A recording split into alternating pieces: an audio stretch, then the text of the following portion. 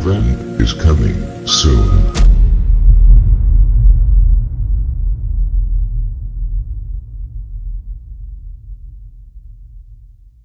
Mind control through religion in the Draco Empire. The first religion on Earth was the reptilian belief system brought by the colonists of Lemuria. Their religion believed in a god mind that contained a hierarchy, or caste system. This caste system was extrapolated to the several reptilian species incorporated into the Draco Empire. Each species had its own place in the structure of their society. Every individual knew its functions and respected these boundaries. To violate these rules meant death. The reptilians operate as a group mind, meaning that no single reptilian can make a decision for itself. Only the upper caste, or winged ones, have the semblance of individuality. They were, and are, the leaders. Anunnaki king depicted wearing a cross necklace, thousands of years before Christ. When this religion was brought to Sumeria, the caste system was infused into society as a religious hierarchy. Remember that the colonists of Sumeria were refugees from Mars/Maldek. They, like the Atlanteans, maintained the original belief system of the Lyran culture. The Lyran belief system encouraged individuality, as well as promoted service to others as a pathway to self-growth. The Lyrans believed that red-haired people were connectors to God-mind, and as such, used them as oracles. The reptilians worshipped the transparent beings from the astral planes as their creators. The transparent beings have a mass consciousness, like an oversoul. They are basically genderless, although in terms of physical reality, their characteristics and traits render them more masculine than feminine. When the reptilians brought this religion to the Sumerians, they were careful to introduce it in a way that would be accepted and followed. First, they created a gender base for a gender-minded population.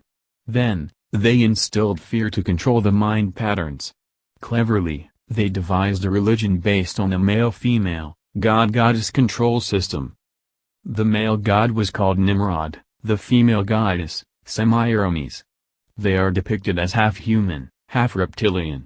Their appearances were designed to frighten the humans into submission.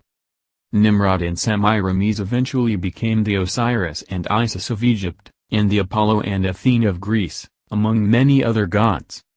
All used the male/female, god/goddess theme because it represented the original reptilian androgyny and the separation of the human prototype into the male/female, Adam/Eve. Because of the masculine tendency of the transparent people, and despite being androgynous themselves, the reptilians prefer the powerful male over the female. They represented their androgyny in Sumer by placing 3 horns on the reptilian god, Nimrod. There are many layers of symbolism to this. The penis and 2 testicles.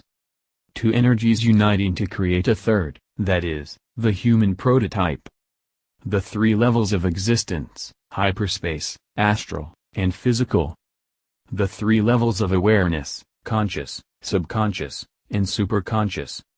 Androgyny leading to male and female sections. Thus, the number 3 was an important symbol to the reptilians on Earth. They represent this in many ways, including the lily, or fleur-de-lis with its 3 points.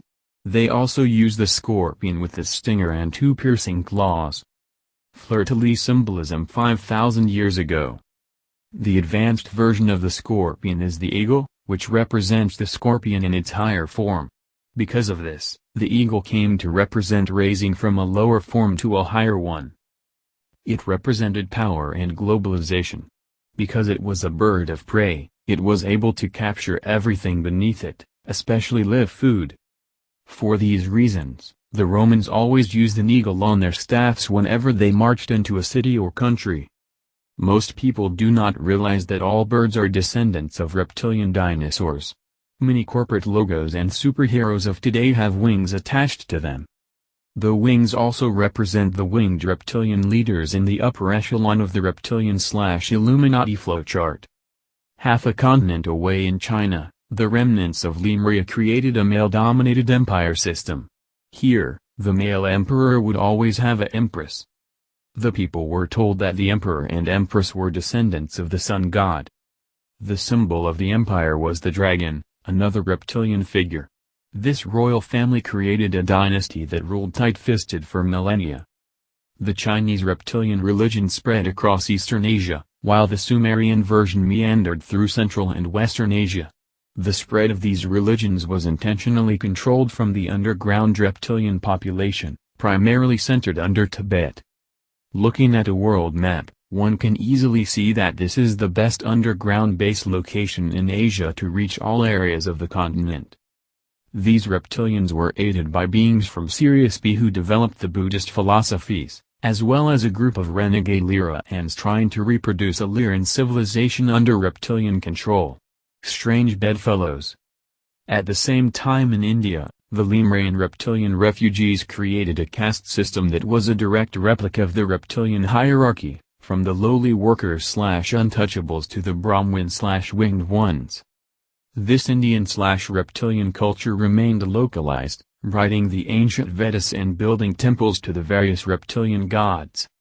Meanwhile, the Egyptians, who were Atlantean, Lyran refugees, were in the process of building a new civilization from the remnants of their two major ancestral ones that were destroyed. The beings from Sirius helped them, as they were a major factor in the interactions of Atlantis. As previously stated, in Egypt, the reptilian gods were known as Osiris and Isis. The Egyptian panacea of gods included a large variety of hybrid creations, half human, half animal. This was reminiscent of the Atlantean hybrid experiments that found their way into Egyptian culture, and was promoted by the Syrians who were preparing the culture for a reptilian takeover. The Atlanteans were so entrenched in the original Lyran belief system, that it took several millennia for the reptilians to get a stronghold in that culture. Now that the remnants were scattered over the earth and non-cohesive, it was easy to send in infiltrators, to sway the belief system toward a reptilian flavor. This began with the introduction of the cat as a focal point of worship.